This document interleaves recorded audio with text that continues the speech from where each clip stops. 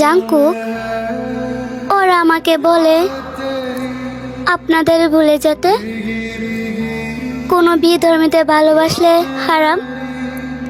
ওরা আমার দুর্বলতা আঘাত করে বলে আমি নাকি খারাপ, কারণ আমি বিটিএস আর্মি। তাই জানো জাংকুক, আমাদের নবী বলেছেন হিন্দু বৌদ্ধ খ্রিস্টান যে ধর্মই হোক না কেন তাকে মানুষ হিসাবে সম্মান করতে।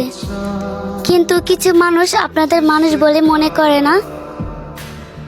তারা হয়তো ভুলে গেছে পৃথিবীর সবকিছু সৃষ্টি করেছেন আমাদের আল্লাহ।